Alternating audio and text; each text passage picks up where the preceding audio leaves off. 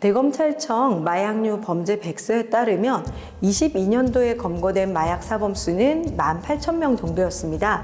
그런데 2023년에 검거된 인원은 28,000명으로 거의 10,000명 정도 증가했습니다. 아마 그 정부에서 발표한 마약과의 전쟁의 영향으로 보입니다. 통계적으로 본다면 통상 17,000, 18,000 뭐 이렇게 지금 되고 있었는데 작년 한 해는 쉬지 않고 마약사범을 검거하는 그 성과로 인해서 10,000명 정도까지 늘어났고, 더 중요한 것은 청소년 마약사범도 22년도에 400명대 수준이었다가 작년 23년도에는 1,000명을 넘어섰거든요. 그만큼 지금 우리 사회에 마약사범도 늘고 있고 연령층도 낮아지고 있다는 것을 통계로 확인할 수 있는 정도입니다. 실제로 제가 현장에서 만나보는 마약 사범들은 대체적으로는 다 평범한 사람들입니다. 대학생도 있고요, 주부도 있고, 회사원도 있고, 뭐 대기업 임원도 있고, 연예계에 종사하는 사람들도 있고, 대체로 평범한 사람들이지만 우리가 언론을 통해서 보는 사람들이 워낙 그 강렬한 이미지가 남기 때문에 뭐 조폭이라던가 또는 유명 연예인이던가 이런 사람들이 대부분을 차지한다고 생각하고 있지만, 실제로 통계치에서는 그런 사람들의 그 숫자는 크지 않습니다. 실제로는 우리 주변에서 지금 여기에 계신 분들도 마찬가지로 친구들도 또는 가족들 누군가도 언제든지 마약 사범으로 이렇게 전락할 수 있다는 것들을 인식할 필요가 있는 것이죠. 청소년들의 경우에는 이전에는 뭐 본드 뭐 이런 거를 했다면 최근에는 정말 다양하게 하고 있습니다. 예를 들면 우리가 의료용 마약류라고 할 수 있는 다이어트약 또는 펜타닐 그리고 ADHD 이런 약물들을 본인들이 처음에는 합법적으로 처방받아 사용하다가 점점 제대로 구할 수 없다 보니 불법 마약류로 넘어가는 경향도 있거든요. 그리고 이런 것들을 그 돈을 주고 중고 거래, 장터 이런 데서 또 거래하다 보니까 불법성을 제대로 인식 못해서 수사기관의 조사를 받으면서 이게 불법이었어요 또는 이렇게 심각한 문제였어요 라는 거를 뒤늦게 알게 되고, 부모님들도 전혀 인식을 하지 못하다가 수사기관에 자녀를 데리고 가면서 선처를 부탁하고 이런 지금 상황이 되고 있습니다. 정작 청소년을 만나는 기회보다는 청소년 때부터 지금 20대까지 마약을 하고 있는 사람들을 주로 많이 봅니다. 최근에 저도 사건을 하면서 정말 연령층이 낮아지고 있다는 걸 느끼는 게 20대를 분명히 만났는데 마약을 처음 언제 시작했어요? 라고 했을 때 저 10대부터 했어요. 그러면 마약이 우리 사회는 분명히 위험하다는 걸 다 가르치고 어느 정도 인식은 하고 있는데 그 정도로 심각성을 몰랐나? 라고 얘기하면 근데 막상 주변에 보니까 뭐 위험하지 않던데요? 생각보다 괜찮던데요? 이런 인식을, 잘못된 인식을 하고 있습니다. 어른들이 제대로 가르치지 않았기 때문에 호기심으로 한번 접했는데 그 호기심으로 인한 그 경험이 계속 중독으로 이어질 수밖에 없는 사회 구조가 되는 것이죠. 경제적으로 취약한 청소년들이 요즘 워낙 언론이나 TV나 이런 것들을 보면서 뭔가 플렉스 이러면서 굉장히 부를 이렇게 동경하잖아요.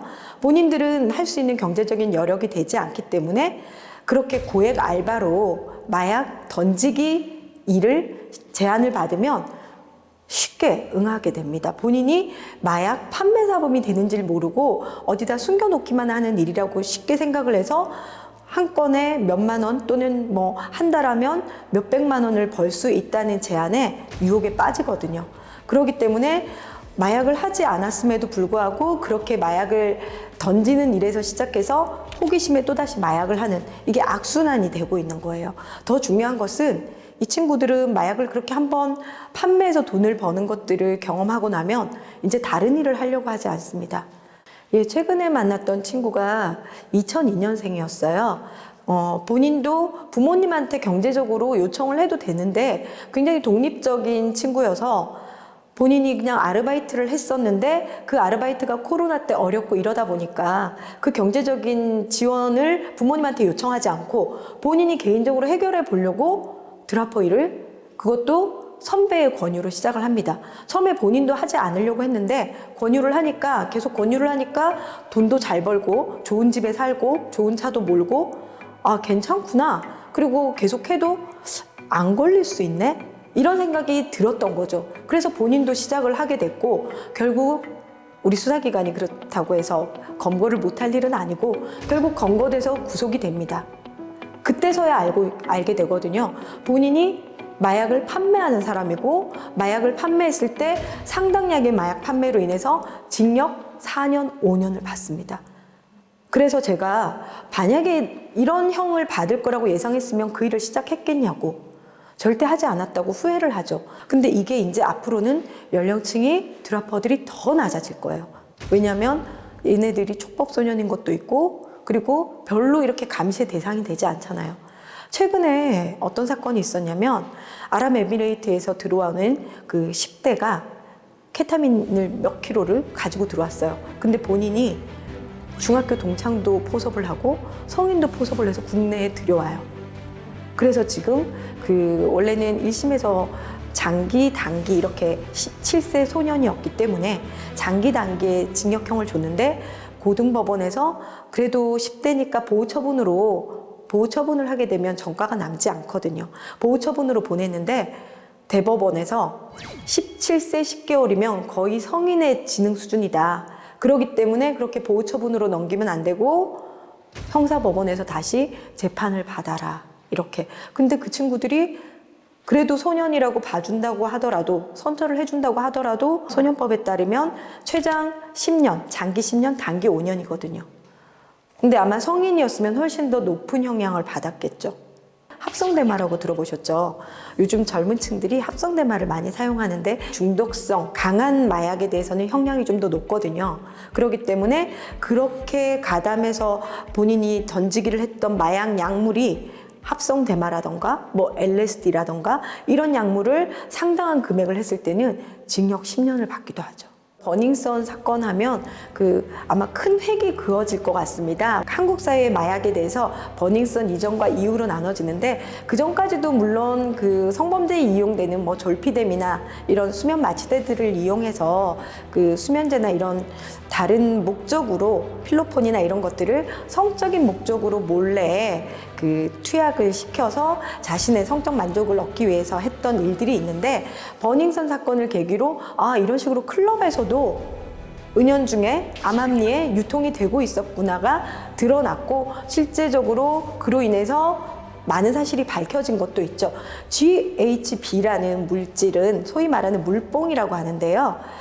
이 마약류는 순간적으로 이렇게 술에 타서 먹거나 이러면 기억을 하지 못합니다. 그런데 외부에서 봤을 때는 어쨌거나 걸어 다니고 뭐 이러고 하기 때문에 멀쩡해 보이는데 본인은 그 순간 기억을 하나도 못해요. 그래서 성폭행을 당했는데도 내가 뭘 당했는지 어떤 일을 겪었는지 모르고 뭔가 몸이 이상한데 그래서 몸에서 빠져나가는 시간도 굉장히 빨라서 본인이 고민을 하는 찰나에 제대로 가지 않는다면 몸에서 다 빠져나왔기 때문에 본인이 GHB가 투약된 사실을 입증할 방법이 없어요. 그래서 나는 분명히 술을 먹고 기억을 잃은 건지 GHB라는 어떤 마약류에 의해서 기억을 잃은 건지를 입증을 못하다 보니까 상대 그 가해자 남성은 본인이 술 먹고 나는 본인이랑 같이 호텔에 걸어갔다. 본인이 싫었으면 거절하지 않았겠냐. 이런 식으로 반박할 상황을 충분히 만들어줄 수 있었던 것이죠. 그렇기 때문에 강간죄의 입증이 굉장히 어려웠지만 이 GHB가 어떤 그 성향을 보인다는 것들을 이 버닝썬 사태로 많은 국민들이 알게 됐고 그래서 클럽이나 이렇게 갔을 때 누군가가 음료나 술을 줄 때 본인이 좀 조심해야 된다는 것도 인식을 하게 됐고 심지어는 간이 키트까지 공급을 해서 술집에 갈 때 혹시 내 음료에 그렇게 탈지도 모르니 혹여나 확인을 해볼 수 있는 이런 것까지 우리 사회가 지금 개발을 해서 뭐 현실화시키고 사용할 수 있도록 이렇게 하는 추세가 된 것이죠. 물뽕의 원료를 이용해 여성들을 성폭행한 혐의로 약사 A씨를 구속했습니다. 최근에도 어떤 약사가 한 명 몰래 GHB의 원료 물질을 사용해서 자신이 만난 그 여성들, 데이트하는 여성들한테 몰래 투약을 시켰다가 이게 나중에 발각이 됐던 사건이 있잖아요. 그때도 GHB 성분이 나오지는 않았어요. 그리고 GHB 원료 물질을 사용한 게 확인이 됐거든요. 근데 이제 합의를 했기 때문에 그래도 선처를 받아서 징역 뭐 몇 년을 받은 것으로 아는데 이게 몸에서 빨리 빠져나가고 이러다 보니까 규제를 하기가 엄하게 처벌하기가 쉽지 않았지만 최근에는 이제 그런 것들로 인해서 GHB 원료 물질에 대해서도 좀 더 제대로 알게 되고 국가에서 규제를 해야 되겠다는 인식도 생기게 된 것이죠. 우리 대중의 많은 사랑을 받고 관심을 받았던 연예인이기 때문에 어떤 잘못을 했을 때 사회적인 비난이 훨씬 더 클 수밖에 없죠. 공인이기 때문에. 그 당시에는 솔직히 말하면 혐의점이 명확하게 밝혀진 것은 아니었어요. 너무 빨리 노출이 돼버렸던 것이죠. 그 수사기관만 비난을 할 게 아니라 우리 언론, 국민들도 다 반성을 해야 된다고 생각을 하거든요. 결국은 그 관심이 그 개인적인 약물뿐만 아니라 사생활에 더 치중했기 때문에 더 많은 것들을 요구했던 게 오히려 우리 스스로가 아닌지 돌아봐야 될 것 같고, 언론도 너무 자극적인 부분만 노출시킨 게 아닌지 너무 매도를 한 것이 아닌가, 조금 저 스스로도 반성을 하고 있습니다.